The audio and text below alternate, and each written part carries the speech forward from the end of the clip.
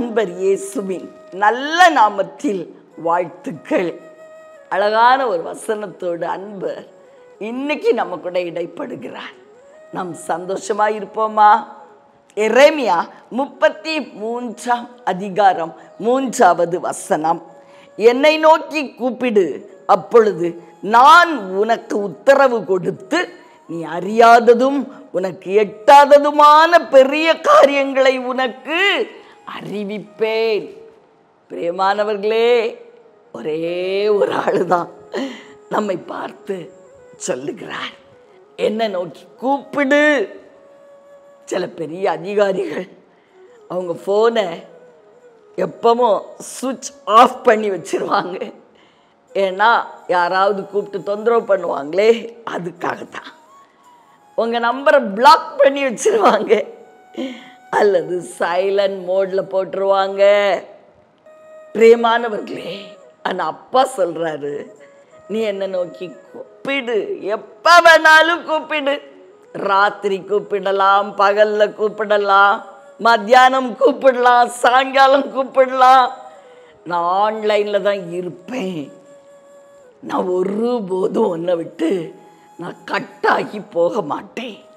என் ஃபோனை சைலண்ட் மோடில் போட மாட்டேன். உன் நம்பரை நான் பிளாக் பண்ணி வைக்க மாட்டேன். பிரியமானவர்களே, கர்த்தர் சொல்லுகிறார், நான் நாட் ரீச்சபிளாக இருக்க மாட்டேன். எப்பவும் ரீச்சபிள் தான். நீ என்னை கூப்பிட்டால் நான் உனக்கு மறு உத்தரவு கொடுப்பேன்.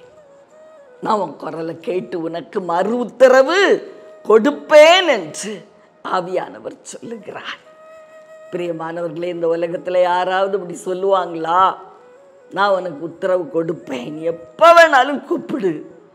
நாமே சில வேளைகளில் ராத்திரி யாராவது கூப்பிட்டா நமக்கு ரொம்ப கஷ்டமாக இருக்கும் இல்லையா?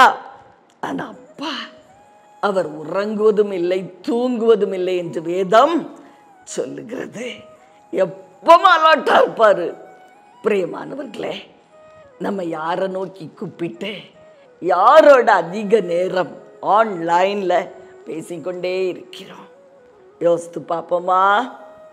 தேவனை பார்க்கிலும் அதிகமான நேரம் வேற யாரோடு நீங்க பேசினாலும் அது ஆபத்து. பிரியமானவர்களே, ஆனா நம்ம அப்பாட்ட நம்ம பேச பேச பேச பேச நாம் தெளிவடைவோம், நம்ம புத்தி தெளிவடையும், நமக்கு அநேக காரியங்கள் புலப்படும், வெளிப்படும், நம்ம நிறைய காரியங்களை கற்றுக்கொள்ளுவோம்.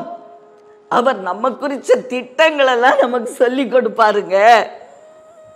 நம்மை குறித்த திட்டங்களை நம்ம புரிந்து கொள்ளுவோம்.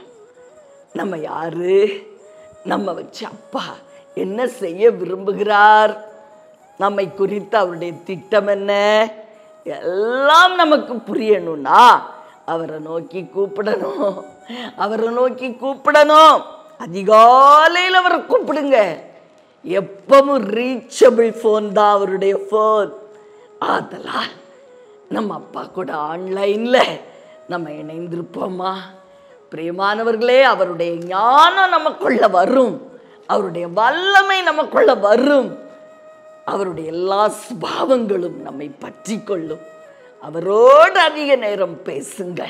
அவர் சொல்றாரு, நான் உன்னை கேட்டு உனக்கு மறு உத்தரவு அருளுவேன்.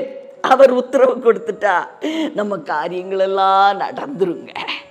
இன்னைக்கு நீங்க எதிர்பார்த்த உத்தரவு நம்ம அப்பாட்டிருந்து வரும்.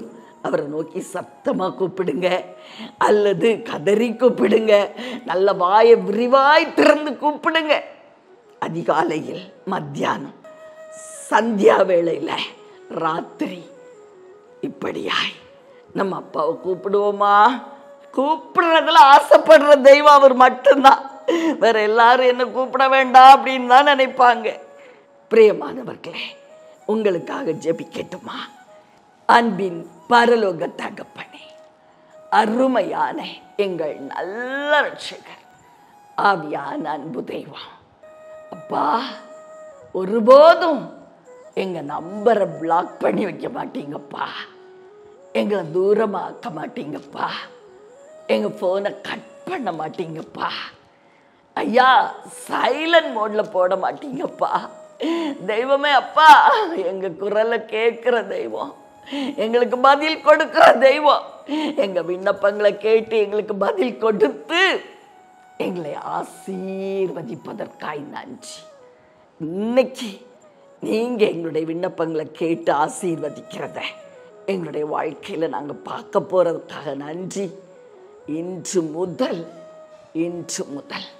அனுதினம் நாங்க பதிலை பெற்றுக்கொள்ள போவதற்காய் நன்றி அப்பா. இயேசுவின் நல்ல நாமத்தில் நல்ல பிதாவே, ஆமென்.